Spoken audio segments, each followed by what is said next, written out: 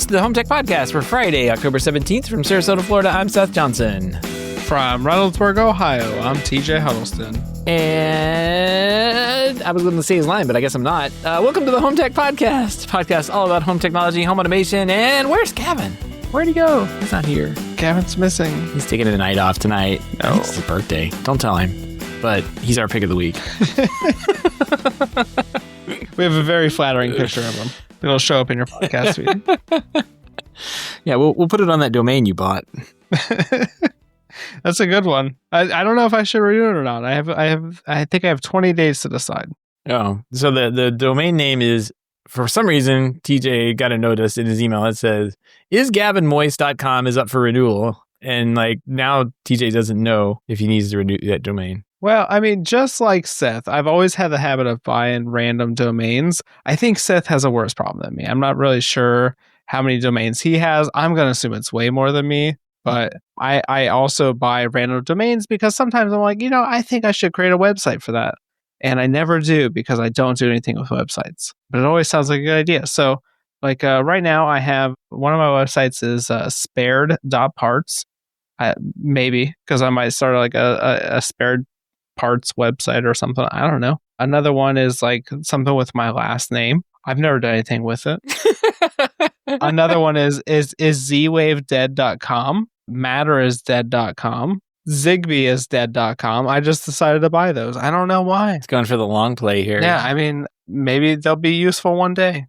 Well, if you head on over to shouldtjrenew.isgavinmoist.com, you can vote. Because I just bought that domain. No, I'm kidding. I did not do that, but I should. I should have done it. But, well, yeah, Gavin's taking the night off tonight, but we have this is the funniest night. This is the funniest part about this is there's nothing but Home Assistant news to talk about, and he's not here. So ironic, isn't it? It's just all Home Assistant. Yeah. We're going to go ahead and slide in a interview that we did. We did a little while back with Jennifer Pattison Tuohy over from The Verge.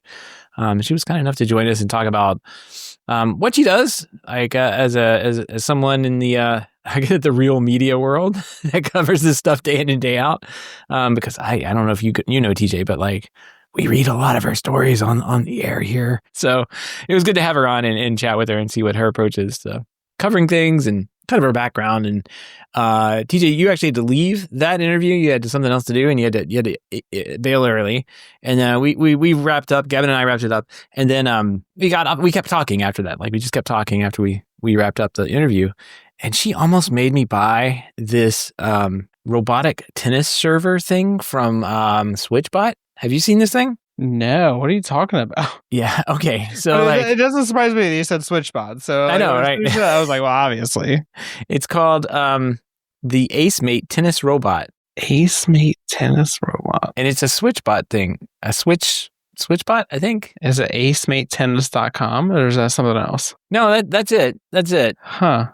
I mean, that makes total sense, right? It's a little robot and it runs around and it shoots tennis balls at you. And you're responsible for using the tennis racket to hit it back into the little net. And then the net recycles the ball and it shoots it back to you again. Yes. I mean, it's just like the batting cages of yesteryear, right?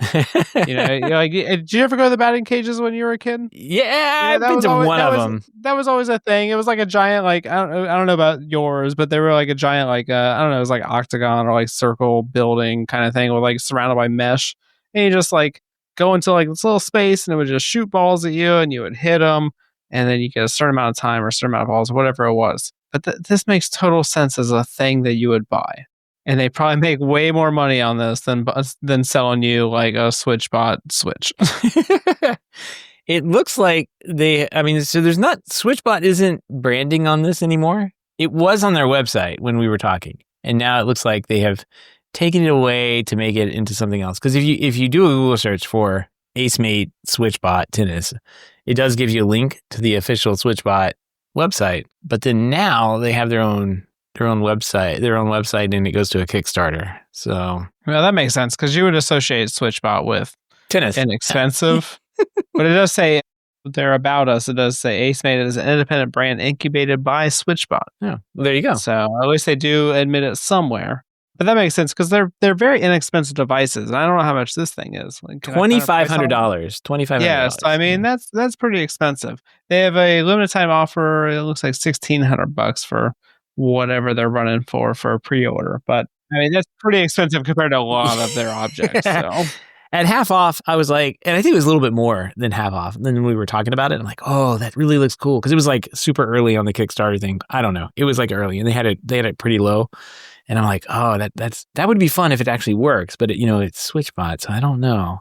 And I didn't pull the trigger, but I came close. I was like, that looks like a lot of fun. You could have a lot of fun with something like that. Well, and the thing is, I've considered spending a lot of money on SwitchBot before when they came out with their auto like refilling a robot vacuum and robot mop. Mm-hmm. And I was like, all right, that's worthy of spending a lot of money. And it wasn't that bad. I think it was like $1,500 as well. So yeah, it wasn't too crazy. You can have a vacuum or a tennis thing. I think the tennis thing would probably win out. I mean, I don't play tennis, so I think I would take the vacuum. But TJ, you don't have to use it for tennis. I mean, did they make a pickleball version? I think that's what people play nowadays, right? They did actually. On the previous website, firmware update. No, there was a different version. It was for pickleball, and they did have another version. It was like pickleball or the tennis thing. I think I swear that's what they had on here. Oh no! So actually, they do. So they have a little checkbox here. I didn't see it before, but they do have a specific version for pickleball. There you go. Huh. I wonder if you could just like change it in the app though. Why is it gotta be a separate thing? I know. Why is it? It's a different ball completely. But that's interesting. Ace Mate, there you go. Never would have heard of it. Yeah, I would not have either. We just got on a side tangent of a conversation about tennis, and she brought that up, that she kind of wanted to test it or something. I'm like, wait, what are we talking about? This sounds amazing. It's a robot that shoots balls? I'm in. Yeah, genius. Yeah, but I've always listened to her. I mean, I've read her articles, but I've listened to her on like the Verge podcast and all this stuff. So it was really good actually talking to her for the podcast. I was disappointed I had to leave early though. So I'm interested to hear the rest of it because I actually have not heard any of it when I left. So well, we just talked about you. We talked about you. Yeah, I figured. So, yeah. So still self-conscious. I'll edit that out though, so nobody will hear it. We'll all see each other at CES in January, right, Seth? Yeah. Are you going to CES? Is that might be something that happens? Let's take a look at the prices on those flights. Have you gotten your flight ticket yet, TJ? No. See, you're giving me problems for this. Well, I mean, hey, I'm already confirmed, so I'm getting mine with credit card points. So no matter what, I'm buying it. I'm just trying to save some of my credit card points. I've got two flight options. One is 6:07 a.m. And one at 4:52 p.m. Yeah, I have to leave early as well. 6:07 gets me there at 11 o'clock the same day in the morning. So that's not terrible. It's a lot of flying, but not terrible. And you get to stop in Charlotte and sit in the rocking chairs. Oh, good. Prices have gone up, so that's good news. Mine went up $1 since I looked at it last. So mine's gone up like $500. What is up with this? $500? Yeah, I mean, before it was like $500 per person. Now it's $763 per person. What is going on? They really don't want you to go. Yeah, really. And according to Google Flights, this is like one of the highest prices too. So, well, according to Google Flights, this thing. Oh wait, it could be cheaper. No, it doesn't look like it's any cheaper. Never mind. Yeah, right. Man, I should have bought it already. I am running up on the lowest price times. Somewhere near December here. So, I think it's good. It's yeah. This looks like it. What is it? The November. It's October right now. It looks like it does go down in November. So I may wait till November, and then I'll let you know. I think that's probably what I'm going to do. Honestly. If I can save $20. I mean, at this point, it's going to save me a couple $100 because I mean, it was just cheaper not too long ago. That is crazy. Yeah. Why is it so expensive? Vegas. Yeah. Anyway, CES. Woo! I'm going no matter what. I already booked the hotel. So. Or Airbnb. Yeah, well, you just sound like, sorry. It'd just be Gavin. Gavin will show up and be like, where's everybody at? What the heck? It's just you, buddy. And he won't know because he wasn't part of this podcast today, I know, right? So. Right? He probably doesn't listen. Yeah. All right. Well, we do have... we're going to switch the show up in the order tonight a little bit, but we do have some HomeTech headlines courtesy of our friends over at the Home Assistant who can't take a week off. So what do you say we jump in? Let's do it. All right, first off, entering the graveyard from Home Assistant, the Home Assistant Yellow is been announced into life. So the decision was driven, I guess, by a closure of a key component supplier and pretty much rendered the production impossible. So Home Assistant Yellow is headed to the graveyard. And what sucks is I could have put one of these in the graveyard because we had a friend of the show send one to me, and then I sent it to you to give away, and you gave it away. So, well, that's what happens when you give stuff away, Seth. Yeah. I don't feel bad. It probably found a nice home, and it sounded like it was a fun little project. This one had what did it have? PoE on it? There was like, this is the one where it had a PoE optional antenna on it. It had a Zigbee module on it. Yeah, no Z-Wave built into it, but it was a nice little compact box. I actually set it up when you sent it to me. I set it up as like a little demo Home Assistant thing, so I can connect a couple of devices to it so people could see how it operated. And honestly, it was really nice. If I was going to get into Home Assistant these days, I would pick a device like that because I don't necessarily want to like buy a micro PC and like flash it with software and do all this stuff. I just want to buy a device, plug it in, and it does its thing. And it was nice because you could actually upgrade the compute module at some point if you wanted to as well. So it's not just like a one and done hub you could add on to it. Yeah. Well, it's been out for a while, all the way back in 2021, I guess. It didn't really have a very long life. But it's not like if you have one of these, it's going to be unsupported anytime soon. They just can't make anymore. So the software is still going to run it. It's still going to run just fine. And I know they have, what do they have? Like different versions now. They have a different, the green, right? Yeah, you can get the green. No PoE, right? But I think it's got, this one is the one where you have to add on what you need though. Plug in power, plug the thing in, get the apps. No, I guess it has Zigbee and Z-Wave, I guess, right? I don't know. I don't look into this. I have the big toilet paper roll. Actually, get the green and then get the toilet paper roll thing and you're good to go. Boom. Yeah. And actually, you can add 2 toilet paper rolls. A ZBD1 is what they have to control Zigbee and Thread. There's little add-ons you can get for this thing. But the point is, this exists, and it's a plug-and-play option for, how much does this thing run? Yeah. Let's go to Amazon. It's nice. It's a good option. $59 to get started in the Home Assistant ecosystem. And a lot of guys on the Control4 side, since Alan Chow came up with that driver, that you can basically just bridge Home Assistant devices over into Control4 to control with, you just get I've seen a lot of guys just saying, hey, just get the Home Assistant green thing and plug it in, and you're good to go. And it's got all the integrations on it. I mean, because at the end of the day, right, like the Home Assistant historically has been for people that like to tinker and do all this stuff, but they are trying to target a new audience that does not like to do this. And in order to target those people, you have to create these devices that you just plug in and they just do what they're supposed to do. Oh, for sure. They're not going to get there without doing any user interface updates.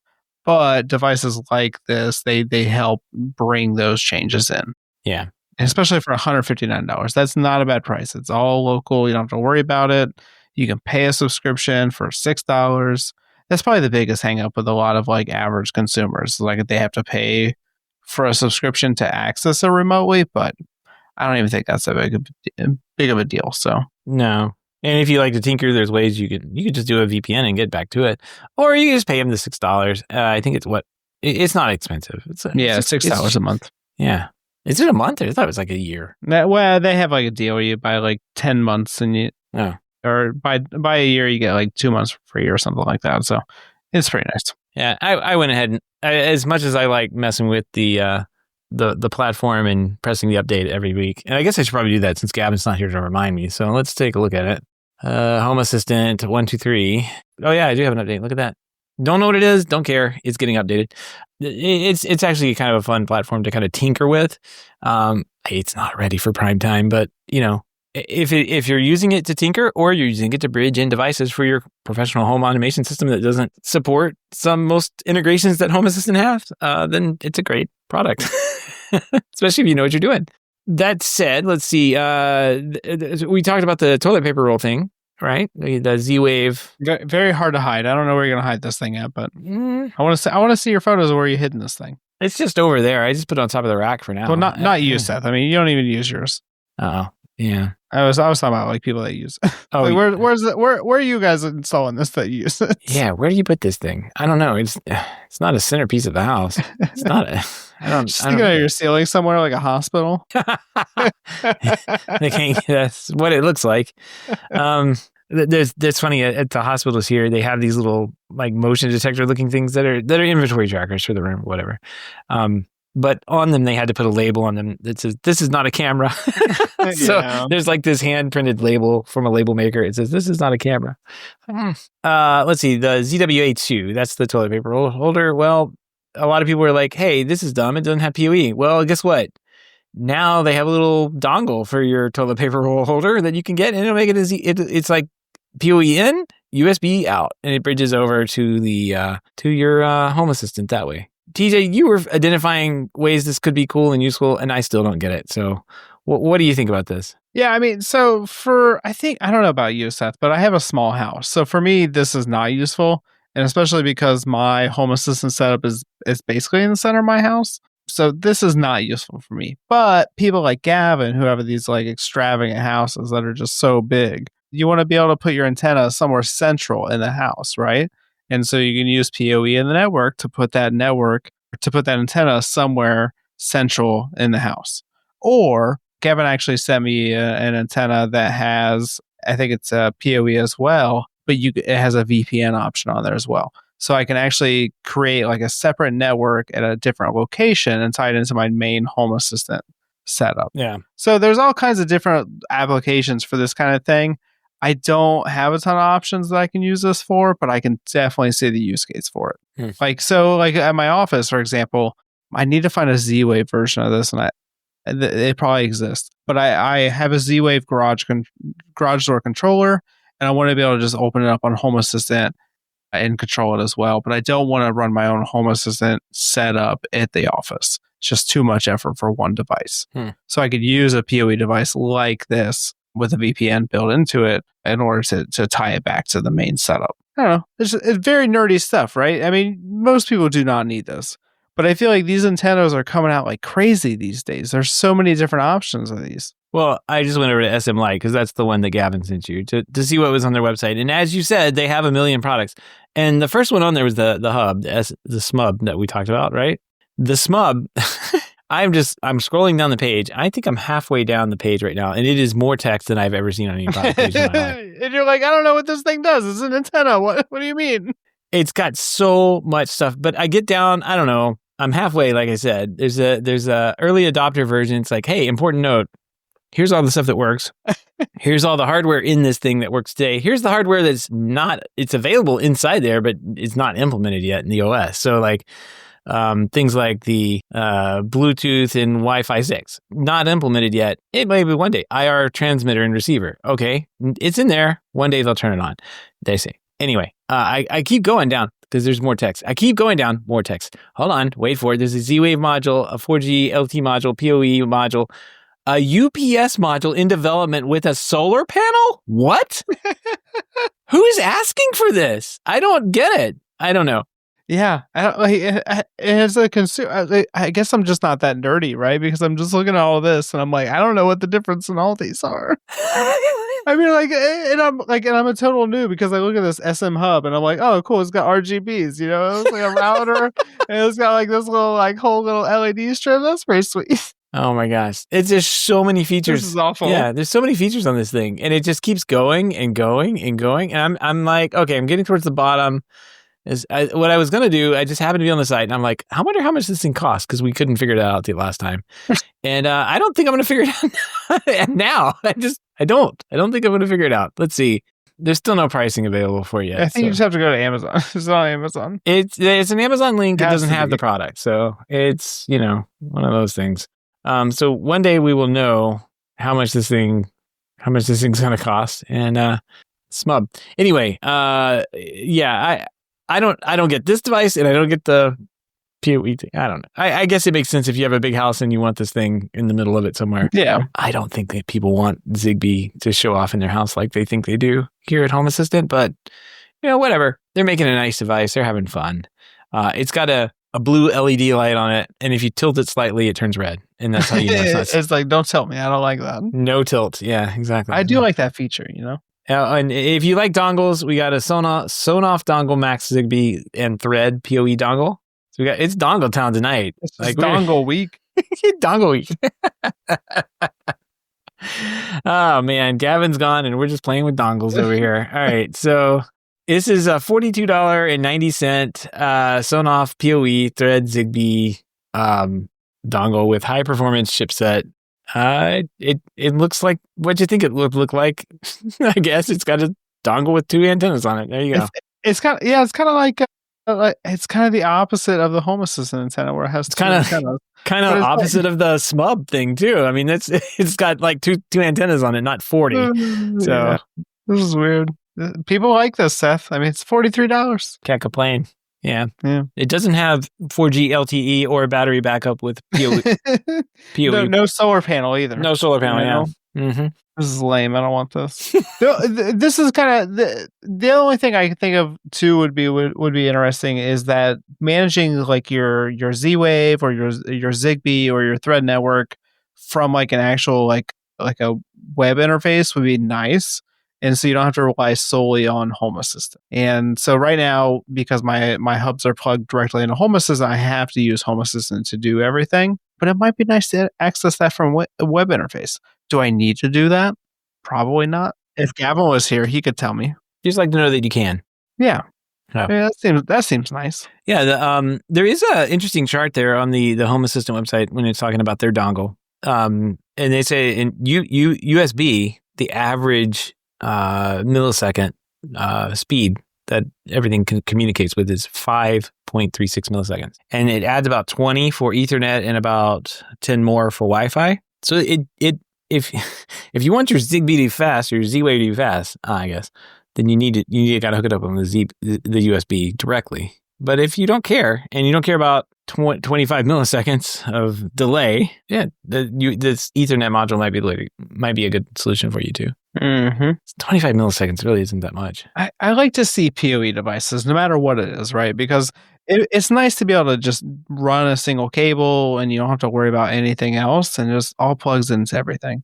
And unless you're buying Ubiquiti switches, PoE switches are very affordable these days. So yep, if you buy Ubiquiti switches and you want 2.5 gigs, though, you're going to pay a lot of money. I need it. It's a bigger number. That's right. All right. Well, that's going to wrap up our HomeTech headlines. Literally nothing happening anywhere else in the industry right now. But I guess, I'd say it's that time of year. I've been saying that all year. Like, just nothing's happened this year. So deep breath. All the links and topics we talked tonight can be found over on our show notes, HomeTech.fm/547. All right. Nothing in the mailbag this week. We do have a pick of the week. This is from TJ's Travels again. This is a fun one. TJ just goes around and you just find code violations left and right. This is an interesting one. Well, what do you do when you want to put a camera, what looks to be probably above a bar, looking down at the back bar area to make sure that somebody doesn't hop over there and take something out of the cash register or something, or grab the Crown Royal there on the right. What do you do? You have what it looks like concrete ceilings, I guess, because it looks like they're bolted. Yeah. Up there, so you're not running that wire in the ceiling. No, you just run it in the electrical duct, and then mount the camera to the electrical duct. Why not? Or no, that's not. That's a HVAC. Yeah, HVAC. Yeah. Yeah, I mean, why not? I've thought about doing this many times, but you can't do that. I mean, technically you can, I guess, because if you use plenum wiring, but you're really not supposed to mount anything to ducts in general. So this is not good. This is at a local bar here in Reynoldsburg. As I'm looking around, as I'm drinking, I always find these different electronic things going on. So this is what I found. I like how they were worried about the wire not being visible on the duct. But then when it got to the wall, they're like, yeah, I'm not putting it in the wall. Like, it's just going to... It's straight down the wall. It's not even that far. It's like, what, like 5 feet or something? Like, you can use magnets. And the picture's pretty clear, TJ. I can see the hole that this thing, they just like shoved some tin snips in and like, this is where we're going. Yeah, well. Right here. Fish it out 3 feet later. They did a good job, Did they? I'm proud of them. Did they? Whatever. It works. Probably keeps the camera real cool. Keeps the electronics working longer. It actually stops working in the wintertime. It just overheats. Let's say in the winter it stops. I never know why. They're like, this camera always stops working in December. Too good. If you have any feedback, questions, ideas for the show, or picks of the week, maybe some code violations of your own, give us a shout. Our email address is feedback@HomeTech.fm, or head on over to HomeTech.fm/feedback and fill out the online form. All right, project updates real quick. I swear I did something. I can't remember what it was. I've been doing some programming lately. Somebody told me there was a bug on the driver that I still sell. And I'm like, wow, you guys bought that? Because I don't remember putting it up there. It's been so long, but there it is. And then so I fixed it. And then, I got to see if it still works. So, it's on the store there. It's a Aquatil fluid level monitor for septic tanks, I guess. I don't know. People use it for cisterns and that kind of thing. So it's kind of cool. Anyway, it's working. I made it better. I even have little test things in there. So you can like press a button and it'll change all the icons. You can watch it. But that was fun. And I don't remember what else I did. I swear I did something. I don't know what it was. I did get lights out for my Halloween display stuff. So my house is currently lit up. And it was all red last night. My wife's like, why do we have the red house? I'm like, it's Halloween. It's scary. And she's like, we have a 10-foot blow up Mickey Mouse pumpkin head outside. This is not a scary house. I'm like, oh yeah. So whoops. I went and redecorated and now it has purple lights and other lights at the same time. So, but I did. Oh, I did. I have this big giant light that has been rolling around my garage, literally in the way, rolling around my garage forever. I got it for some reason. I don't remember what. It was like to test with. And it's this. Found it on the side of the road. Got it. Yeah. No, well, it was an Amazon thing. I got it for work. And like it was like, it's a DMX controlled RGB par light that you would, I don't know, use on some kind of giant stage operation. If you had like 20 of them, they would be blinding or whatever. Anyway, I remember this because the gentleman I got it to test with, he had like 20 of them on top of this building in Miami and shine these lights at the top of the building. And that's what they did. But it wasn't working and I had to test it. So I was like, you know what, I'll just buy the one you got on Amazon there and then test it myself. I got it working. Well, I've had this stupid par light rolling around that's big enough to light up buildings in Miami for a long time. Can't actually use it on anything for the house. And I was looking at my neighbor. My neighbor has a tree in the back of their house, like a real tall one. It kind of leans towards my house too. I was like, you know what? I'll just shine it up in that. Man, holy cow. It's a giant tree, and you really don't know it's there until now. It's a giant red tree at night. It's a murder tree. So it's pretty amazing. Actually, at least you get the red end somewhere, you know? Yeah. No one's noticed, I don't think so.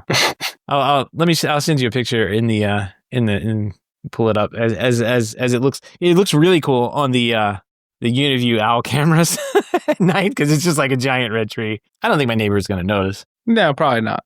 Definitely not. That's fine. It's very bright. It's just sitting on the ground in the backyard. The lawnmower comes up and bumps on it, and I just leave it on, and it stays on all day. I look back there. There's a red light sitting on the ground. So it's massive. It's like 12 inches in diameter. It's very large. That sounds like something you'd have just rolling around on your garage floor. For 2 years now, yeah. Here's the Mickey, for context, here's the Mickey thing rolling. Yeah, I need to know the Mickey. Mm-hmm. It's clearly windy for some reason and it's blowing around. I probably should turn it off. Got tied into your weather station. Yeah, right. I'm not going to automate any of this. All right. Well, that's all I got done. I have a red tree now. I have purple lights on my house. And a driver that's working. TJ, what have you been up to? Your house is very confused. I've been up to a couple things. I have decided to keep my G6 PTZ. This is the Unify PTZ camera. I talked about it, I think, last week on the show. It's not very good at color night vision. And by not very good, I mean it does not look good at nighttime at all. And I have a decent amount of like landscape lighting and house lighting in general. And like it's definitely color night vision, but I don't know, it doesn't see very far. It's $400, so it's a lot of money. But honestly, it's really cool watching the recordings come through where it's like following somebody coming up the yard or like walking in the front of the house. It makes very questionable decisions. Like the other day, it followed somebody like walking down the street when the Amazon delivery driver was like literally walking up my sidewalk to deliver a package. And it like zoomed back in and like, went back to its home position. And like the dude was like halfway up the sidewalk and it was just like, nah, I don't need to see what that person's doing. So it makes like weird decisions like that. But overall, it's a fun camera to have. And I like it. I'm going to keep it. I might resell it at some point. Who knows? When the G7 comes out. Yeah, I mean, there has to be a better one at some point. There's got to be like an in between $4,000 and like $1,200 for a Ubiquiti PTZ camera, and they have the panorama coming out, but I don't think the first version is going to be very good. So I'm not holding my breath on that one. No, wide angle lens is probably going to look very much like this one. This one, the wide angle lens is not very good at night. I get what you're saying. So yeah, I mean, and it's so good during the day. That's what's crazy. Like during the day. It does a very good job, but at nighttime it's not that great. So I think I'm going to install my previous camera next to it. I'm just going to be that crazy guy with like 8 cameras on my house. I don't really care. One spot, yeah. It is what it is. And speaking of Ubiquiti, I also tried out the NVR Instant this week. That I honestly, I was excited when this product launched, especially for $200, because if you've worked in the low voltage space, you've installed a camera kit and a box. It's just like you get a camera like NVR that supports like eight cameras, and you get like 4 cameras or 6 cameras with it, and you install the cameras, like that's it. There's nothing else fancy to it. And this is a very big staple in the low voltage space. And so it's nice that Ubiquiti actually has come out with just like a system that you just plug cameras into. If you want to plug a monitor into it as well, you can. And like, that's it. There's not a lot of BS to it. There's not like you have to buy like 12 different parts to make this work. And so I installed one for a client this week. It works great. I installed it with the G6 bullet cameras. I just plugged the cameras in. It automatically found them. I adopted it. It worked great. I did not use it with a monitor. I was kind of interested to see what that looked like, but I just did not have a use for a monitor at this moment. But very easy to set up. Like when you open it up, you have to put a hard drive into it. It's very obvious. You just put the hard drive into it. You put the bottom onto it. When you do like a normal like NVR, there's like a million screws. Like you have to like secure the hard drive with like 4 screws, and then you have to like secure the case to the case with like 8 screws or like whatever it is. It's so obnoxious. And then you drop them and they're under the rack somewhere. You're like, oh, come on. They're so tiny, and like you only put like 2 screws in the hard drive anyway, because like what do you need 4 screws for? And like you only put like 2 screws in the case, because like what do you need like 8 screws for? You know what I mean? And so like this one, you just put 1 screw into the hard drive, and then you put the bottom on and you're done. Oh, yeah. You're right.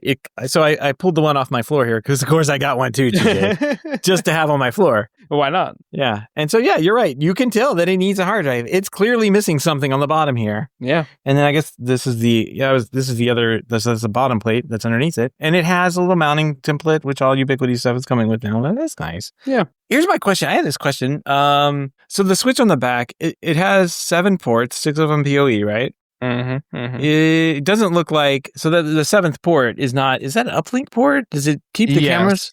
Yes, so that's the uplink port. But does it make a flat switch network, or is it configurable? Like, because sometimes these systems will keep the cameras on their own separate network, and then the uplink port will just go to the parent device. I don't know. I was going to look at that one. So I don't know that. I mean, it's very basic install I was using mine for. I mean, I just plugged the cameras into it, and we were just using it to monitor the cameras. So yeah, I haven't got to tinker with it much. Not the end of the world if it doesn't. I was just wondering if you could plug like access points into it and get on. So I don't think so, because it was kind of a weird setup process. So if you've set up Ubiquiti devices before, specifically like the Protect devices, like the UNVR or something like that, you have to use a Protect app to set it up, right? It basically forced you to. This one, though, is weird because it made me use the Unified Network app to set it up. But as far as I can tell, it's not manageable through the network app. It's only manageable through the Protect app. Yeah, that makes sense. Okay. But it was very weird because I kept trying to set it up with the Protect app, and it kept failing. It failed like 3 or 4 times. And then I opened it with the network app, and it was like, instantly just set up. Which is very odd for a Protect device, but because I've set up several like UNVRs, and you just open the Protect. Protect, yeah. All So right. I don't know, maybe there's like some capability there they're not exposing or something. At your install, did you have a unified network already set up? No. Okay, weird. So Yeah. it all ran on the same device? Yeah. Okay. All right. Well, I guess I will have to plug this thing in and play with it because that's very strange. Yeah. Yeah, that part was interesting. So I opened it, so I get to keep it now.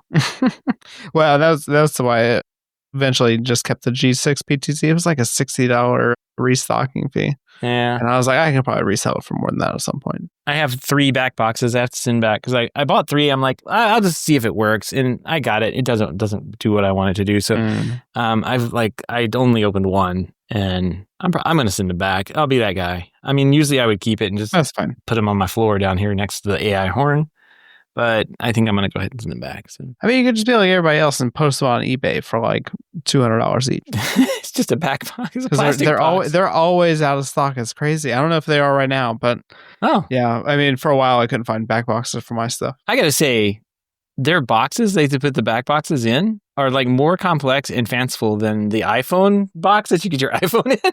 Like, what are you doing, Ubiquiti? It's a plastic box. You could put it in a bag and send it to me. I wouldn't care. Their back boxes in general, I think, are way overly complicated. Oh, absolutely. Because just because they come in like what 2 or 3 separate pieces they have to put together, and it's like, why am I doing this? This is a back box. Like, it should just have a cover. Yeah. Like, why are we doing all this? We figured out back boxes a long time ago. It's just the packaging material is crazy. Yeah, I try to always unbox my Ubiquiti stuff before I go to a job site. Or else I literally create like a whole trash bag full of garbage. Yeah. I had some phones to put in today, and the phones were the new G3 phones. I don't know, the newer ones. They come in all the Ubiquiti colors, black and not white. That's like, really?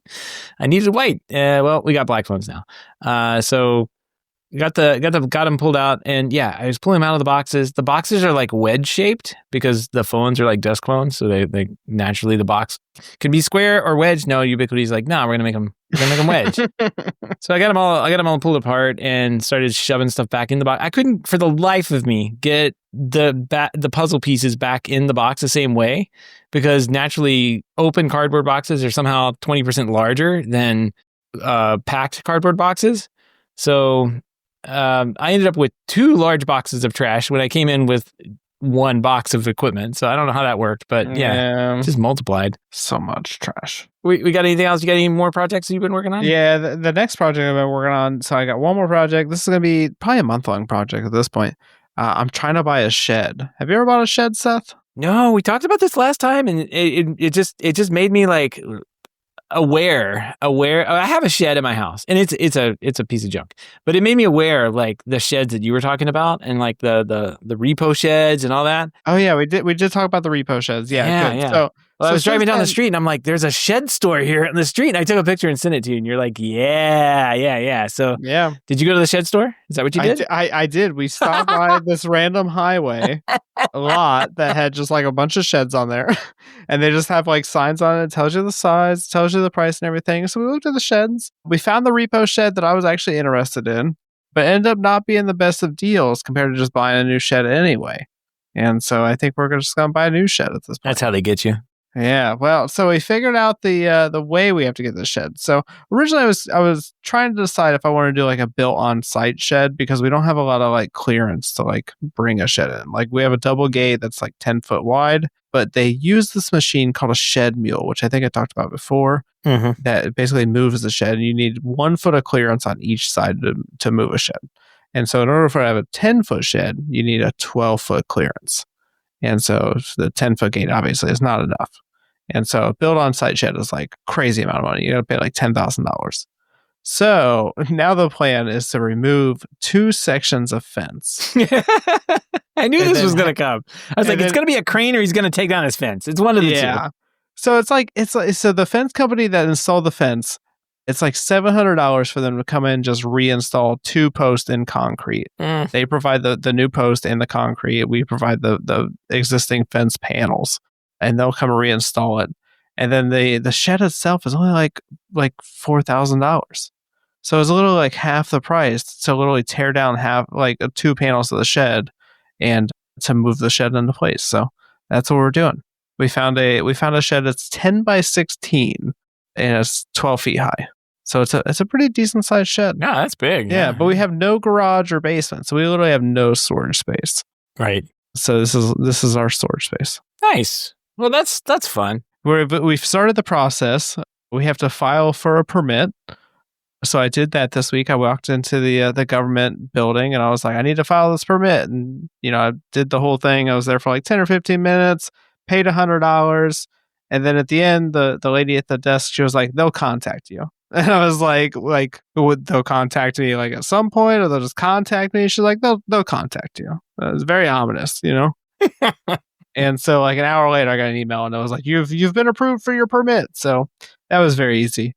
So now we're a couple weeks out. We're going to get the pad built. It's going to be like a gravel pad, and then we'll get the shed delivered at some point. So nice. Very exciting.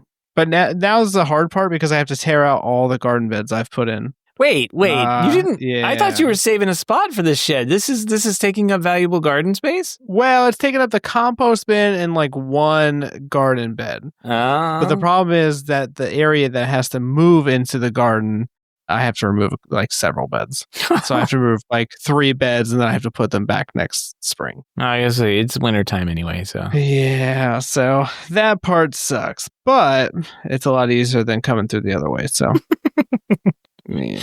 Well, just do when you get done, make sure that you like put everything back real nice, and then make sure it's all like beautiful like you had it, and then pick the next large project that's going to make you tear everything down again. Hopefully nothing. Jeez. We'll probably just move out next year. That's what'll happen. Start over. This house anymore. Yeah, it's got a shed. But I am thinking of the technology. So in that corner where the shed is going, I have a because of course I do. I have a panorama camera and I have an access point. Mm-hmm. And so I'm like, well, obviously, like the shed is going to block that area now. So am I going to mount the access point and the camera to the shed? Am I going to put like a PoE switch in the shed to like house some electronics? So now that's like a whole new possibility. And I need some kind of light system in the shed. I mean, so I thought about PoE lighting because that's an option. So I'm interested to see if there's anything out there for PoE lighting that I could use for a shed. There was. Somebody came out with one recently. I saw it. It was like a PoE. All right, so it's like PoE, the RGB light, little strip light thing that you could put around the top, Yeah, I mean, I'm fine. Literally, I just need any kind of light. Yeah. It's not like I'm going to hang out there at night. You know what I mean? But like, I'm going to be out there at night at some point. I'm going to need a light. And it's dark, yeah. Yeah, and so like I already have 2 Ethernet wires out there in that area. So I could already use them for a PoE switch and whatever else I need. Mm-hmm. Mm-hmm. Yeah, that's cool. Yeah. I'm trying to remember who came out with that PoE. You know what? We're making fun of them. I'm pretty sure it was SM Light because that's in their name. That's how it makes sense. Didn't they? I think they have a PoE to like. Yeah, they do. Oh man, what is that? Let me see. Let's see. PoE mic LED controller. It's one of these 10 million products they have here. So let's just keep clicking. Of course. So I'm a dealer for a PoE WIT, which I've used on a couple projects, but they don't really they make like floodlights and stuff like that. And it's not really I don't know. I see what you're talking about though. It's a modular LED Ethernet controller. Yeah. So you plug that in, and then you'll have. Let's see what the outputs are on this thing. Oh, this is actually smart because then I could just do like a Z-Wave button or something. See, you're smart. I'm not smart. It's these guys that make all the stuff. Yeah, I mean, this is the one product I need. It's probably got a VPN in it too. Who knows? Well, I don't need a VPN. It's my local network. So let's see. They've got color connectors version and a gray connector. What's the difference? SM Light is made in Ukraine. Yeah. Gavin talks to them all the time. He's on their Discord or something. He's got WLAD, so you can do all sorts of stuff with this thing. But $18. That's very cheap. Yeah. I mean, you can round up. $22.99 for the Ethernet PoE mic. I don't really need the mic, but it's $2 more for the mic version if you want the PoE. What? So you get the regular PoE option for $21 or the the mic version for $23. Where are you seeing? Because I can't figure this out. Their whole website It's is AliExpress. Well, I mean, that's... Oh, okay. Yeah. Oh, I see the links now. Okay. Yeah, you just gotta go to AliExpress. All right. Interesting. Okay, so they have color. All right. I mean, that's probably what I need. I need Gavin to tell me if it's a good idea, though. I think it's a great I'll have idea. to ask him. Well, I'm not going to trust your opinion. I don't know what the gray was. They just said there's a gray version and there's a color version. Well, what's the difference? Is it the type of lights you can hook up to it? Yeah, so that's what I was wondering too. I mean, they have all the other information, but they don't actually tell you what these like. And they're the same price, so it's just like a random color case. Oh my gosh! It could be pink, could be blue. There's 2 buttons actually on the device you can use to control it, so that's nice. Oh, that's a good idea. A lot of the WLED controllers have that. So like I have one that I mounted underneath like a bar that we have like separating the kitchen. And if I ever need to turn the light on, I just have that button programmed in WLED. I just tap the button and it will turn the it's like under counter lighting on the bar. So I'll tap that and it'll work. And then if I need to turn it off, I think I tap it twice and it turns off. All right. Well, I need this. Yeah, I have no idea what the gray is. You probably want the gray or the color. You know what? Just buy both of them, and then you'll have an extra for the next time you need a. I don't think so, but I think this is a good idea though for the shed because then I can just put LED strips around. Yeah, I mean that's all I need. I don't need like crazy light. Just make sure you get the right LED light. Oh, this works with 5 to 24 volt voltage inputs. So yeah, this will work with anything. Yeah, and I have for the cable that I have specifically for that area, I have 210 watts available. So that's plenty. I could do a lot. It's more than enough. You could do like 3 of these. So just pick up a couple. Just pick up a couple of these. I want to be like the house in Canada. Just the shed in Canada.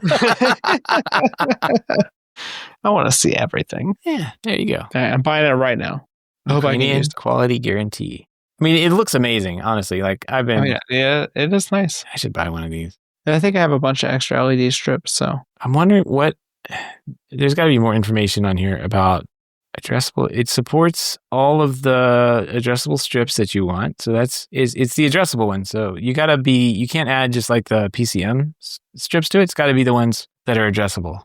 Mm-hmm. So it's constant voltage, not the other way around. But it doesn't tell you on here what.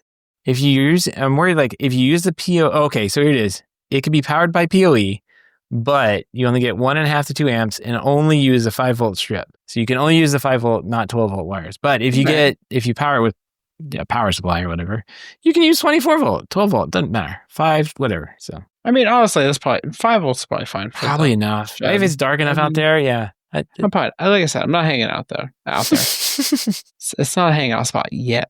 And if it becomes a hangout spot, then I'll just run power. I have that capability. I've done it before. Just after you get it done, just decide that you want power out there. That's what. And honestly, that's probably what I'll do next year. I'll just be like, "This is stupid. Why am I not just running power here?" Well, this looks fun. Yeah, you get to experience the pain that is WLED, which is the most open source lighting project I've ever seen in my life. It makes sense if you don't. No, it doesn't make sense. I don't. They have the most complicated way of doing things that could be a lot easier, but it's WLED. What are you going to do? Yeah, well, open source. It's free and it actually works really well. You just have to bang your head against the wall for a little bit to figure it out. All right. I think that's going to wrap up projects. That's all our projects. Yeah. We could have a short show tonight, but no, we're going to have an interview. So let's go ahead and start the interview with Jennifer Pattison Tuohy from The Verge, and let's get started. Hi, Jennifer. Thanks for joining us. Hello. Happy to be here. All right. Pause for dramatic effect. Sorry. Yeah, exactly. I thought my audio had gone out. Thanks. Well, I guess a lot of our listeners may know of you through their own reading on the internet, and then they may know us from many stories that we cover that have your byline on them. But can you tell us a little bit more about yourself and Sure. Where you're from and all that kind of thing? Yeah. So my name's Jennifer Pattison Tuohy, but I go by Jen, just because that's much less of a mouthful. And I'm originally from Manhattan, as you can tell by my accent. Born Lenox Hill Hospital, grew up in London, England, though. But now live in South Carolina. So been all over the place. And I am a senior smart home reviewer for the Verge.com, which is a technology website that hopefully number of your listeners are familiar with. And I cover the smart home, Internet of Things, pretty much anything to do with home technology, and a little bit of sort of, branch out into a little bit of AI right now. That's obviously a big hot topic. But the home is a nice large space to cover, so it keeps me busy. I also do some hosting and guest hosting on some podcasts. I have actually just guest hosted 2 episodes of the Verge cast. I'm not entirely sure when this airs, but the last one aired this week and one the week before. So that would have been August 19th, I think it came out. So if you haven't listened to it, go and listen to it, please. And I also co-host Twitch show, Tech News Weekly, with Micah Sargent. And I always like to talk about smart stuff when I'm on there. So yeah, I've been covering the smart home since about 2013, so over a decade. And I started out with a few different publications. I wrote for Wirecutter for many years.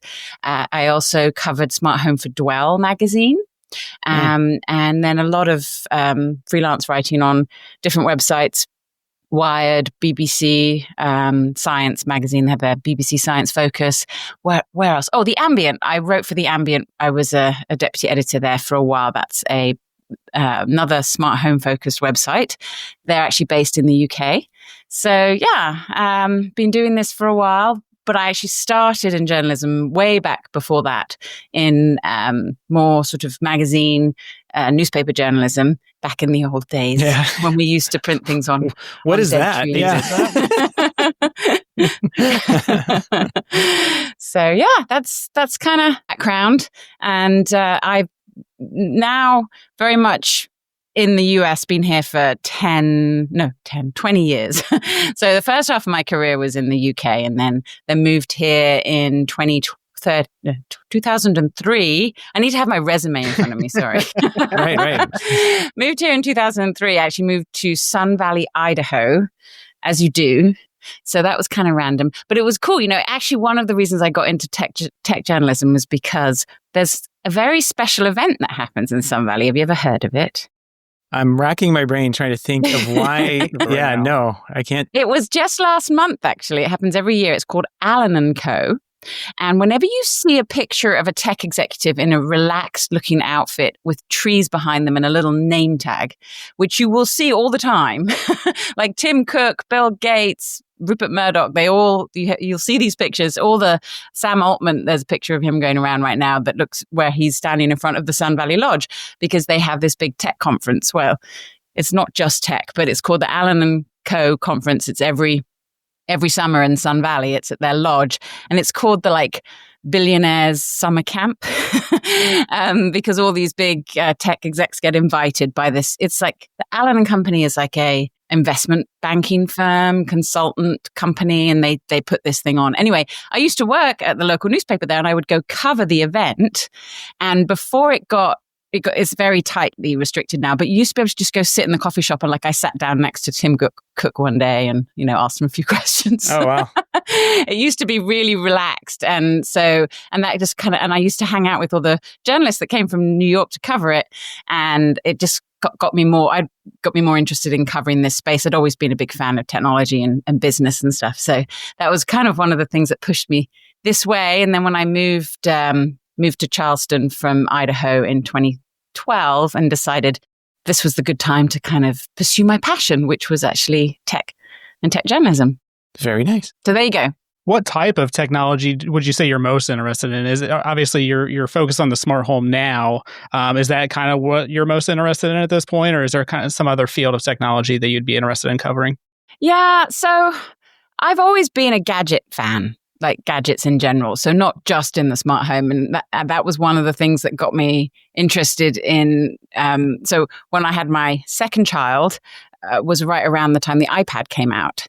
And if you have wives or have had children, and when you have a baby, you spend a lot of time sitting in a chair with not much to do. And an iPad is really useful piece of technology. But when it came out, there was nothing. When it first came out, there wasn't a lot you could do with it, if you recall. So I started listening to podcasts from the Twit network they had a show called iPad Today, just to kind of give me some ideas of what to do with this iPad, because this was before there were really that many apps and things that you could do. So, and then I started listening to all the tech shows on the Twit network. If you guys are familiar with Twit, they have tons of shows. And so that really kind of got me interested in, like I said, the broader side of technology, because up to that point I'd been very much, focused on from the consumer angle, like, what can these gadgets do for me, like the iPad. And I'd had a little iPod before, and the iPhone, and my husband is very anti-technology, so it was kind of hard. I had a robot. I had one of the first Roombas, so I got a few pieces of tech in there. But yeah, I just loved gadgets. Have always loved gadgets. I think probably because I'm a journalist as well. Like, I worked for one of the first newspapers in the UK to have an online presence, the first newspaper to go online. So, in my role as a journalist and in my career, sort of technology was really pushing things forward. So that's kind of one of the things that got me interested in it. But yeah. Love gadgets, really, is the short answer. I mean, who doesn't? Who doesn't love gadgets? They're all so fun, right? It doesn't really matter what they are and what they do. It's just fun to play with them all and see what the differences are. So it's very good to hear. Even the word gadget sounds fun. So tell us about some of the gadgets. Do you have a lot of gadgets in your home? Are you fighting with the husband, to keep him out? Like, how's that go? Yeah, if he could, my husband would live in a cabin in the woods in Canada. We have igloos, by the way. I think all of our spouses would. There's got to be one in the family, right? Yeah, I mean, he grew up out west, sort of in the wilds of Nevada, and he reluctantly got a smartphone about 8 years ago. Wow. So Wow. Definitely. Just waited forever for that transition, huh? Yeah. I had to buy like the last flip phone that Verizon sold at one point, because he just refused. The people at the store are like, do you really want this? And it was really expensive too. There was that point where they became like, it was so expensive to buy a non-smartphone. But yeah, my house is crazy. Unfortunately for him, and we can talk about that a little bit more, but I know all your spouses are long suffering, so you can empathize. Yeah. I can't speak. Sorry. Empathize. But yes, my house. So the biggest, I would say, one of the biggest misconceptions about tech gadget reviewers is that their houses are like perfect setups. No.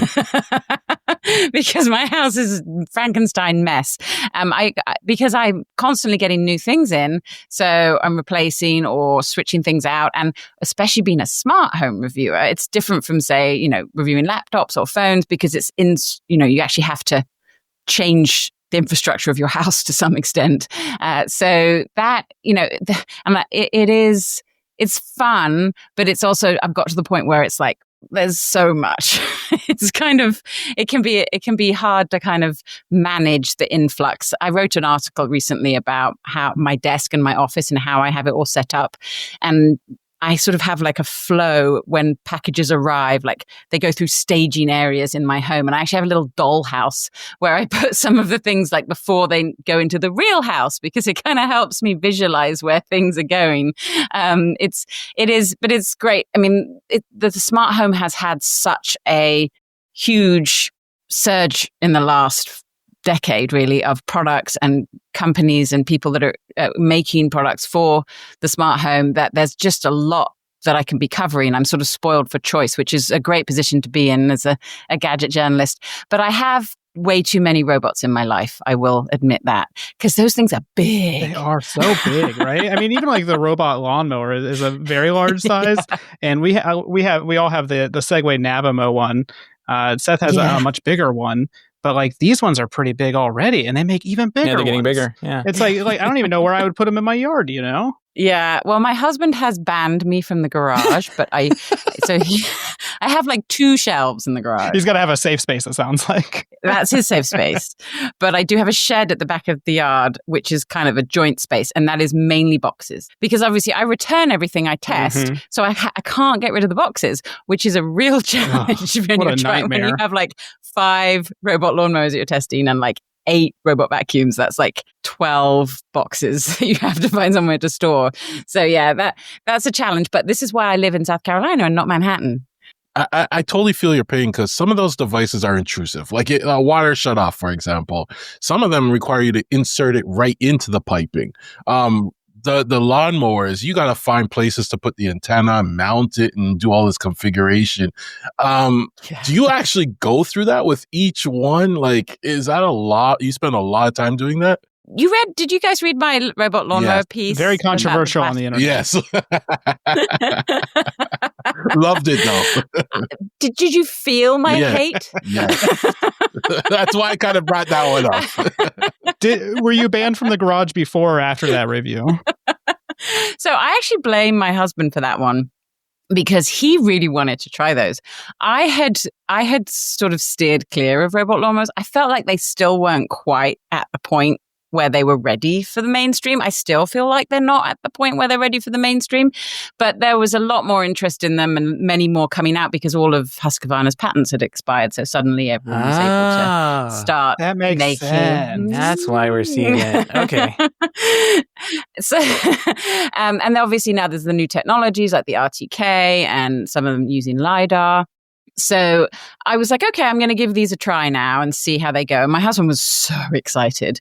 But after about 3 months, he was done and left me to deal with it all because we really had really bad experiences with most of them for different reasons, and it wasn't always their fault. And I did try and make this clear in the piece that this was very specific to testing in my yard, which was a challenging environment. And you know, I have trees, I have no GPS signal, I have no cell service in my home, I have a sandy soil.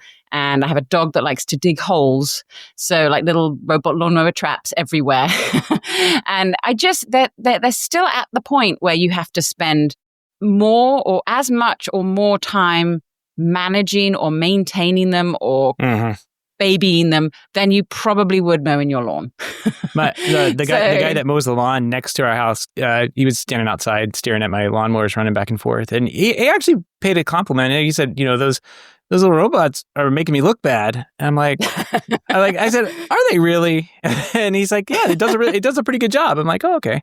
But we got to talking. I was like, you know, I suspect like this isn't for everyone right now because there's still maintenance involved. I still have to go around and trim. I still have to do all this other stuff. I told him, I was like, you have to watch the blades. Yeah.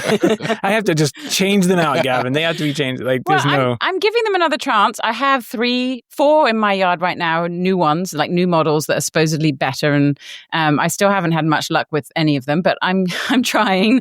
I've heard some interesting news coming up at IFA about one model that I think will maybe solve all of my problems. So I haven't given up on the category. I just feel like it still requires a fair amount of work.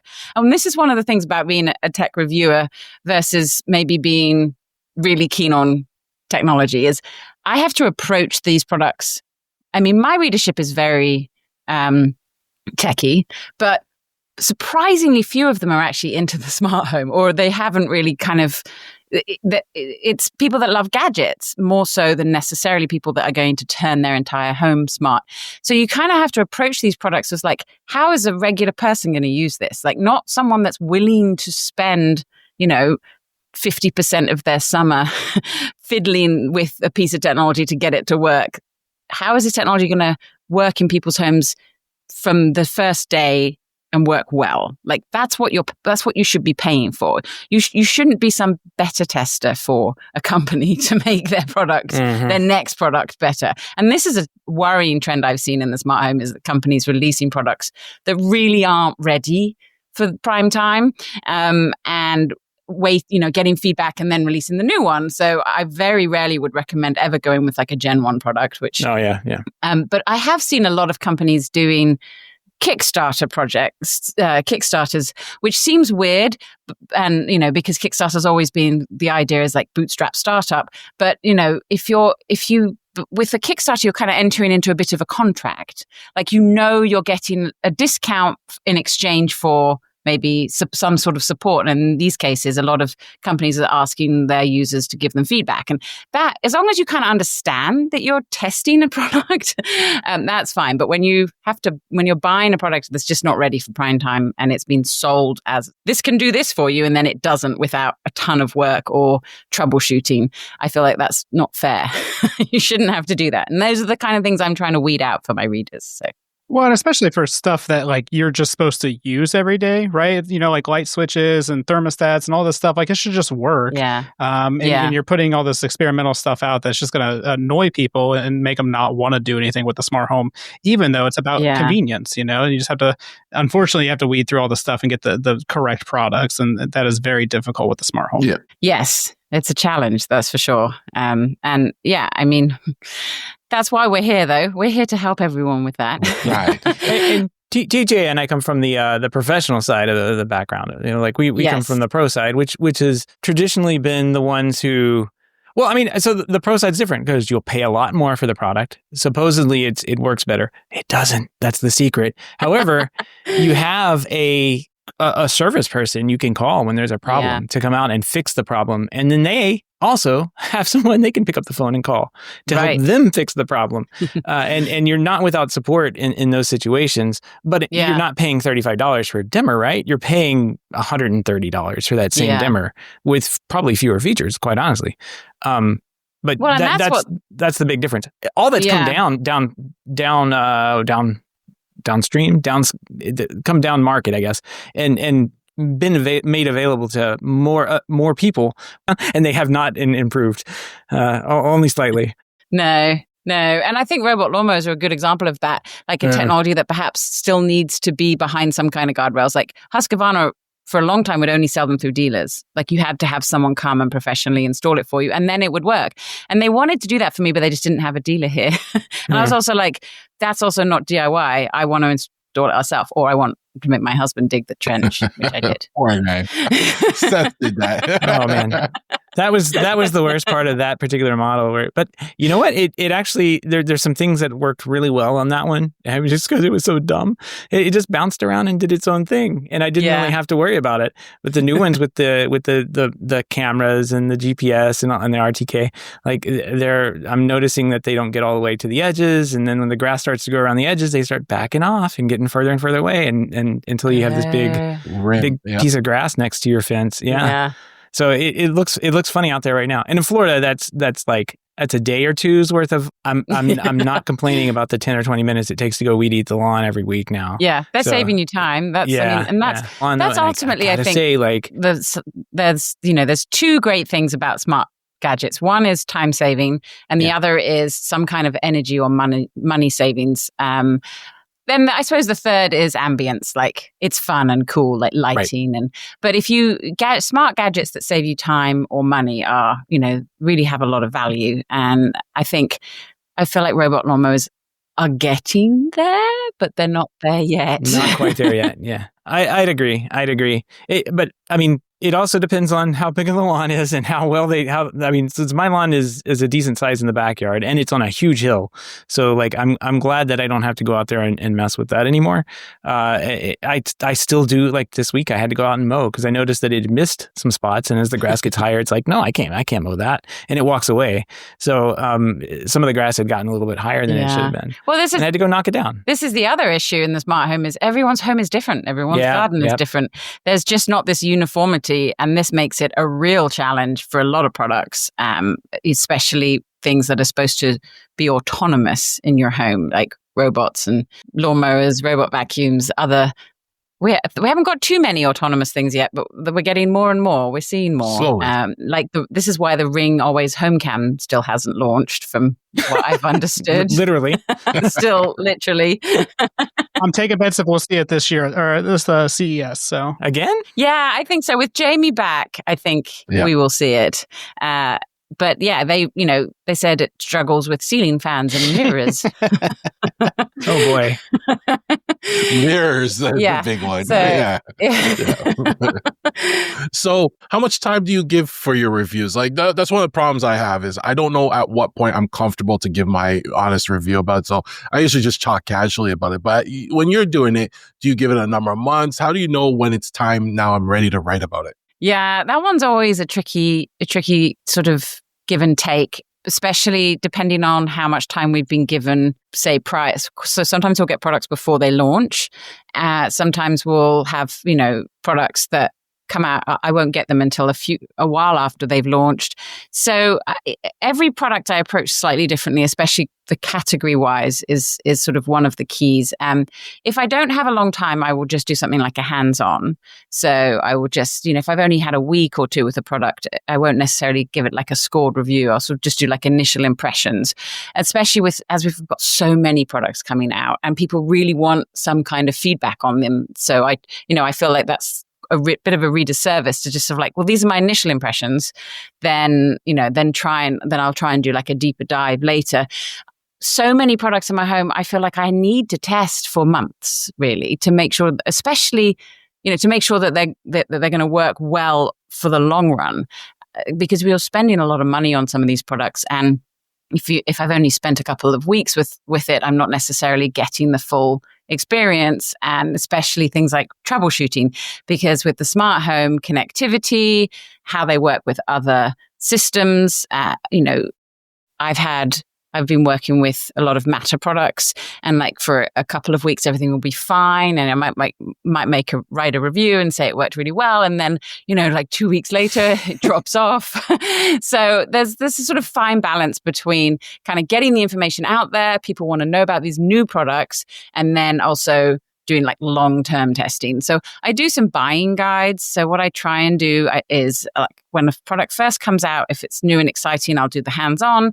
But then in the buying guides, which I sort of update regularly, I'll do sort of the more longer-term testing, like I've tested this door lock for 6 months, or and then add more context and thoughts throughout and update those over the months. So those I keep updated to sort of for that longer-term testing, because especially with the home, those are products that, you find things change.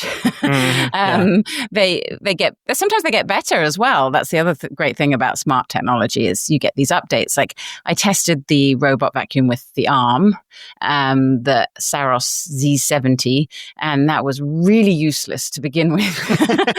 And I haven't yet retested it, but that's like on my list now to test again after 6 months, because they had all these updates they planned and they said it was going to get better. So this is also why my house is a Frankenstein mess, though, because I don't necessarily just test it and send it back, because they'll be like, oh, we've got updates coming, so you need to keep it. So yeah, it's a challenge. Things like thermostats, like things that are going to be in your home for a long time, I will test for a long time. But then, security cameras, those I would tend to just sort of and video doorbells, I'll tend to do those a little quicker, because they all kind of connect into your, like they have similar functions and features. So, but every category has a slightly different approach, I guess, is the short answer there. I'm glad you brought up Matter, because it seems to be a trend in the industry. It's been a talking point for a while. Kind of You guys think it's just a trend? I don't. I honestly think it has more legs than most people. I think it's misunderstood as to what it actually is. It's a marketing thing, not so much it's a technology thing, but it's really a marketing thing. Like it was basically made to get products on the shelf with a sticker on it that didn't have 4 other stickers along, like Google, Amazon, Apple, all these other things on it that no one could figure out, and you didn't really know. You thought you were going to get locked into an ecosystem. And so like I think it made a lot of sense for them to push forward with something that standardizes on how once the product's sold, how it gets into your house and gets set up and all that. But I think as an industry or as a consumer, I think it was presented in a way like this solves everything. Yeah. And then it kind of like stubbed their toe launching, getting out. Mm-hmm. So it didn't have a great thing. But like now, well, I guess, how do you think it's been progressing so far? Like, what do you see Matter doing these days? Do you see it mattering yet? That's always the joke, right? It's such a good joke. It never ends. Never ends. I know. So I do think it is important for the smart home. I think it was necessary. I agree that the marketing side has not lived up to its potential, which is generally kind of what happens with marketing. That's in tech, right? That's tech in general. And we see that a lot in tech. Exactly. There's, this very big splash. This is what it's all about. Get the excitement going. Then the reality kind of sets in, and there's what we need to do to make this work. But I think in many ways that was necessary to convince all of the companies to get on board. We kind of needed that flywheel consumer pressure to the companies, because we saw a lot of resistance from some companies early on. We saw companies taking a while to adopt, but now suddenly really going for it. Like IKEA just suddenly, everything is now going to be matter over thread. And that's a big step for the standard. So I think for the early adopters, for the people who, like us, who cover all of this and keep close tabs on it, Matt, has been super frustrating and annoying. And like, we just want it all to work now.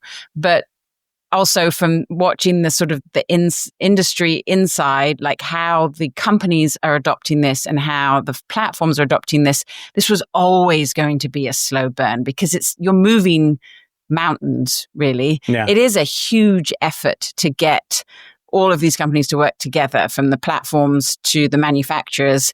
And I think a lot of people have been burned along the way.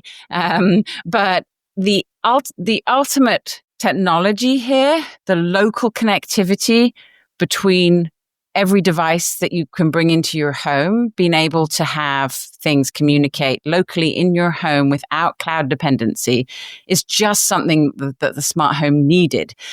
We relying on internet connected devices in our smart home, which is what the DIY smart home has done for the last 2 decades, has not gone well.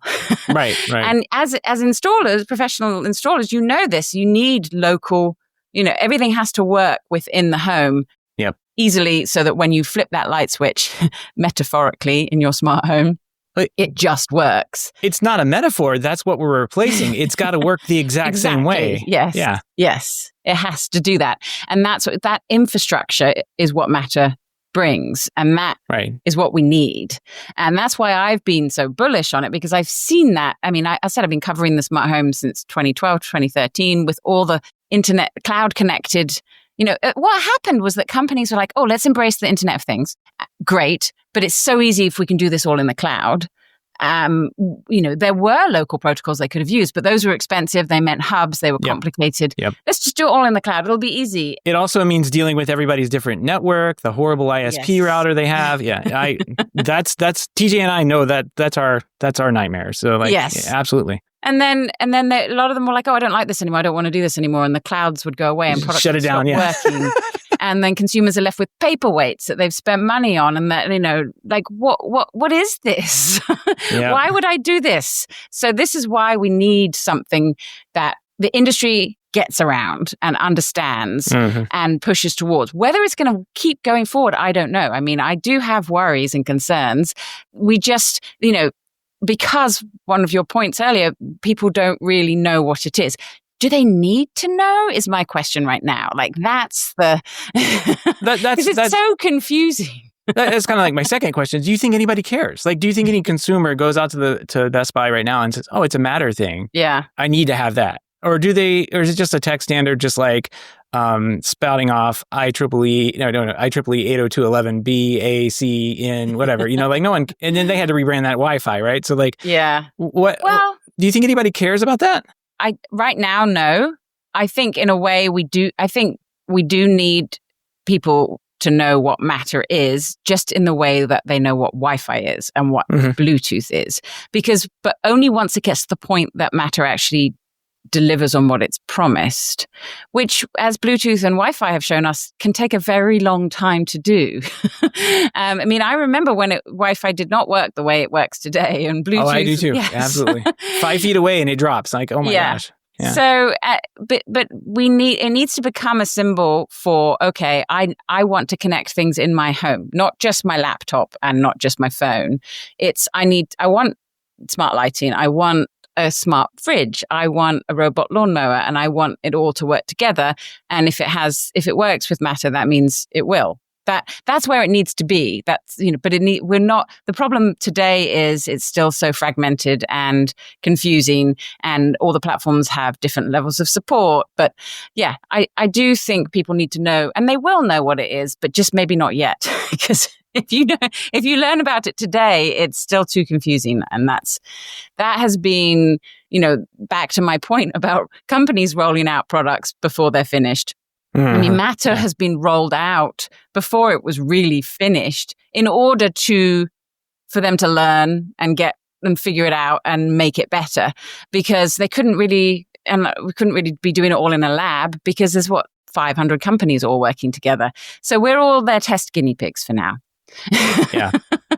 Which, is frustrating for sure. And whether it'll actually ever work, who knows? I mean, I've had a better experience with Matter and Thread products recently. I don't know if you guys have. It's gotten better.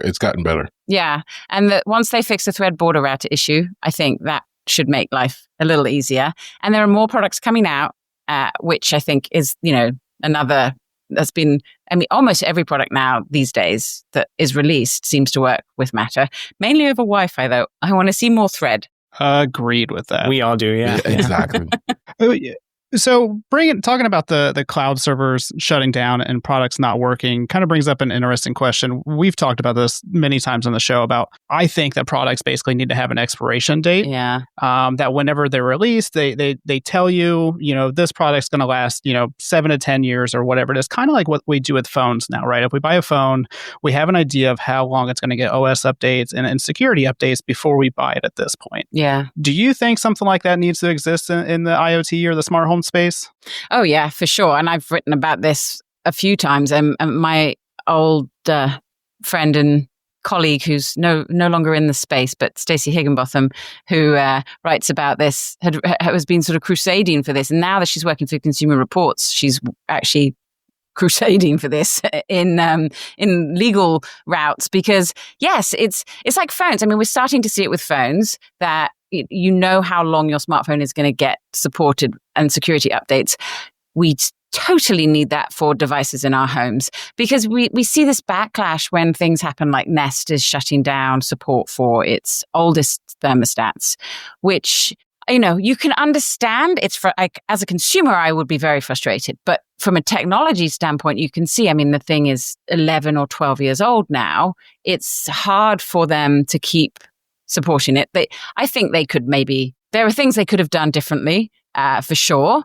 But technology, when the flip side of the smart home, the flip side of connectivity and all the great advantages that you get from technology is that it is not going to last forever. It's not your grandmother's thermostat. Those just don't exist anymore. It's sad. I would love a device in my home that is going to last for 4 decades, but that's just not the way technology works today. Washing machines, fridges, they've all got shorter lifespans, but they do so much more than they used to.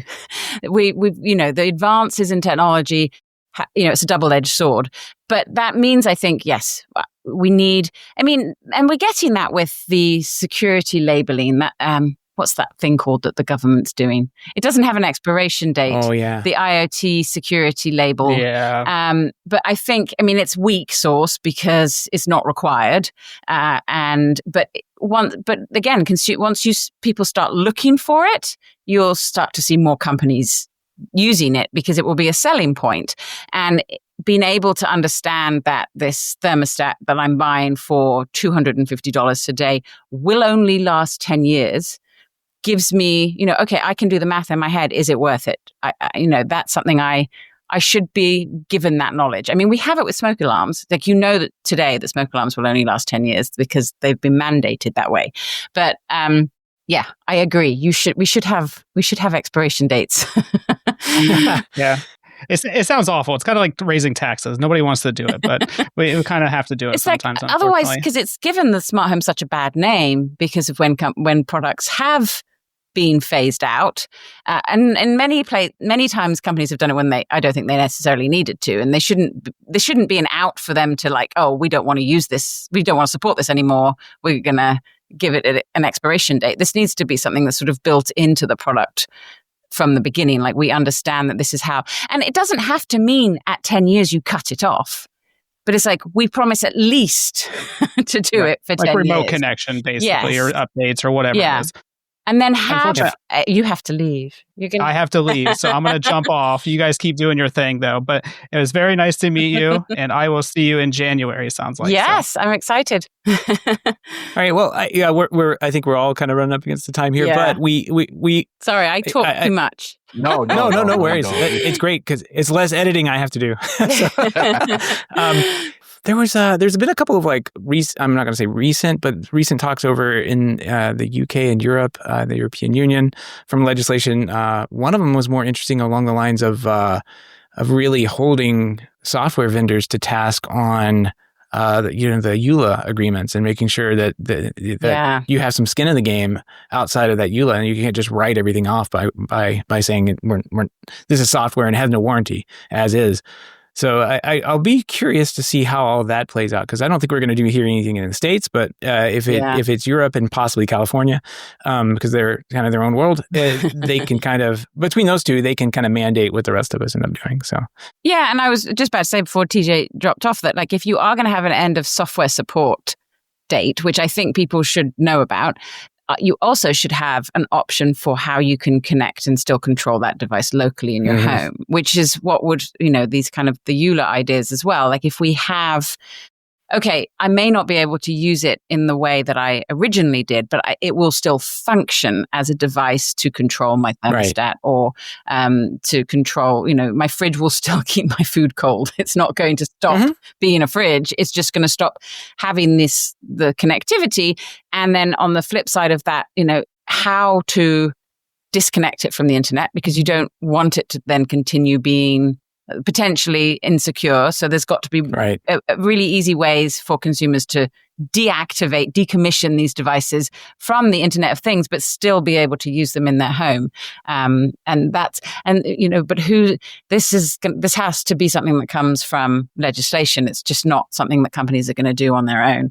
So as you say, I think the chances of seeing this in the US anytime sooner are pretty slim. I think the best thing you can do is push off the computer Wi-Fi network. Get off that, get on another network like Thread. And this is obviously where Matter's going to come in, because you these devices could keep working happily along in your home on Matter, even if they're no longer talking to the mothership.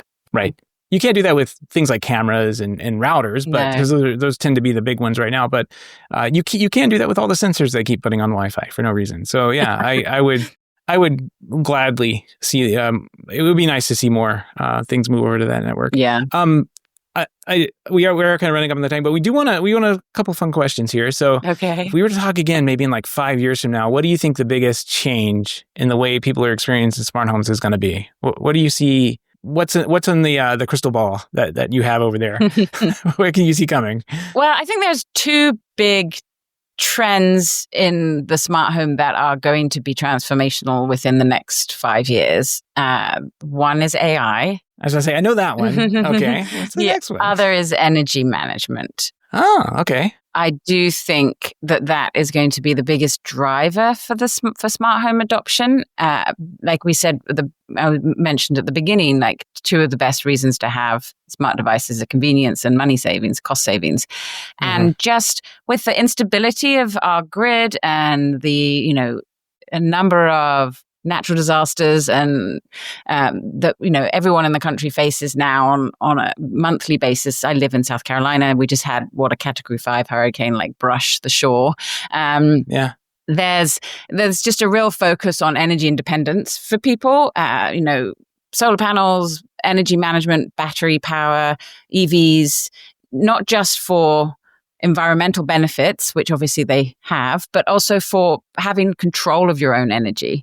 I think it's really important. And even if you're not going to kit out your home to supply its own energy, just being aware of how your home uses energy and being able to lower costs by, right now, it's really complicated. Like, you can use a platform like Home Assistant or Samsung Energy, and you can plug all your stuff in and you can try and kind of monitor it and manage it. But it's a full-time job. I think with AI, with artificial intelligence, with algorithms, really, more advanced algorithms that companies are able to, platforms and companies, manufacturers of your appliances and devices in your home are able to produce so that your home can kind of manage itself, so that, it knows when half the house is empty and it can reduce the energy in that half of the house. It knows that it's nighttime and it can start running your dishwasher and your tumble dryer at night when perhaps you're on time of use rates. So it can manage all of that for you without you having to do any of it. There's many pieces and parts that need to come together to make that happen. And I think we're getting all of those pieces and parts now. And in 5, maybe 10 years, that's going to be a much more plug and play solution for people than it is today. And that's compelling for people, because it's like, it's not just, oh, look, I can turn my lights on with my voice. It's, oh, look, you can save $200 a month on electricity. Mm-hmm. And that hit me because I just installed the Emporia View, so I have a visual of every circuit in my house. And the first thing I found out was how much my server rack cost me. So that one I kind of hid. But the pool pump, I found out the pool pump, if I turn off the pool pump between certain times, I save $1.50 a day. Just alone with that. So that now adds up. That's a latte a week. Unless you go to Starbucks, then that's a latte every 3 weeks. But so that's interesting. And in terms of the smart home, what is a product that you wish existed but hasn't even been invented yet? Like, what's a dream product to you? That's a really tough one. There are so many. The one that works is, I think. One that works. I think that's a valid answer, though. Based on our conversation, I do want computer. I want Star Trek's computer. Yes. That's the dream, and then this goes to what I was saying about the energy management too. I want the device, the sentient being, I don't know, the robot, whether it's a physical robot or if it's like a robot in the speakers. I want something that I can just talk to and that will manage my home for me. And I feel like that's, again, we're getting there. Again, it's going to take a long time. But that was the original intent for Alexa. That was the North Star that Amazon had when they first started with the voice assistants. And I feel like voice assistants are at a real tipping point right now. It could all go terribly wrong, however. But I want a local device control that I don't necessarily need to know the latest football scores. I just want my home to run like computer and like Star Trek, like it runs the Enterprise. I want it to run my home that way. And I can just say, just bark commands at it like Captain Picard. I have the accents. Right. I feel like we're getting. Oh, great. We're getting close. I feel like we're getting closer to that than I think. I mean, the way the LLMs work, they're getting smaller and smaller. And then, like you said, all these sensors that are going to come on have to be online for us to know whether energy management's, your house has got to be loaded up with sensors for the computer to work, right? Because there's that ship had sensors and all sorts of stuff and it was plugged into everything, and it could tell the captain what he wanted, or it was plugged into the automated food dispenser, and it could make Earl Grey tea. But it's all got to be there first. We don't have that yet. I think that's the next big leap, really, in the smart home is the sensing technology, because I don't think little white PIR sensors all over the home is really the solution. No. RF sensing is probably going to be big, millimeter wave, obviously with very specifics, but not little white boxes around the house. There's got to be, and that's an infrastructure issue. Yeah. That's big change. So that's again going to take a while. But the potential there like you say, all the pieces and parts. It's just how it's all going to come together. But I'm hoping it'll be in 5 years because I'll still be able to enjoy it. Exactly. But right now, none of that works for me in my house. Well, you and me both. Jen, thanks so much for taking time today to come chat with us. Do you have anything exciting coming up? Any events coming up that you're excited about? Well, yeah, I'm heading to Berlin in T-minus 2 weeks. So I will be at the IFA Tech Conference. And that actually is a festival. They have like live music and everything. Nice. It's really fun. And there'll be lots of fun stuff coming out of that. So keep an eye on my articles on the Verge and hopefully some videos. But it's sort of like a pre-CES appetizer. Preview. There's always a lot of fun stuff. So yeah, I've got a few sneak peeks already, and there's some really cool stuff. So especially in the robot lawn space. Just to bring it all the way back around to my favorite topic. It's an evergreen topic. Evergreen. Yeah. More puns. And then we mentioned The Verge, but where should our listeners head on over to find more of your latest work? Where can they follow you? So I'm also, Verge.com. We actually have a new follow feature if you haven't seen it, which is really fun. If you don't want to read all the other boring stuff that people Verge, you just want to read my stuff. You can just click plus next to my name and go just hit follow, and you'll just see everything I've written and no one else. Perfect. No, but that you can follow all topics like smart home, CES, IFA, and just get your own personalized feed on theverge.com.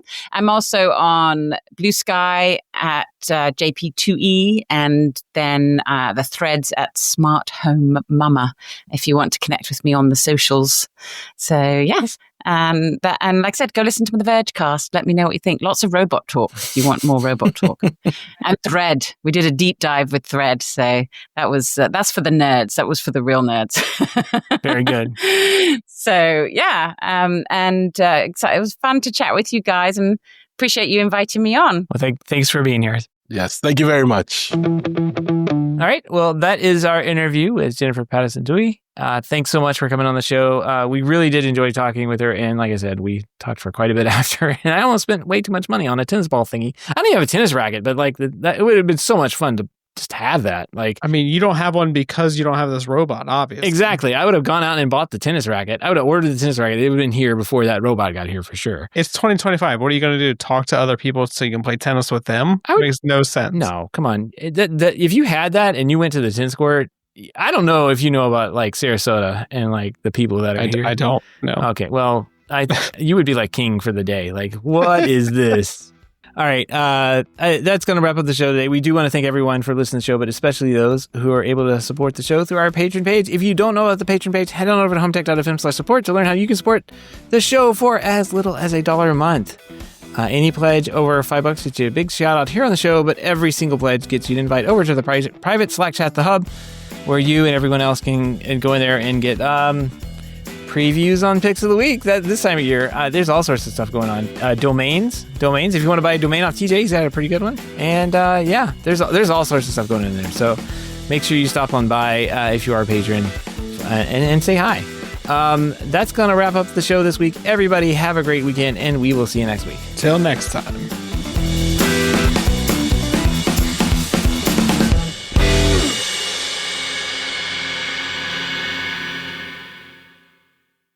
And I will eventually edit this.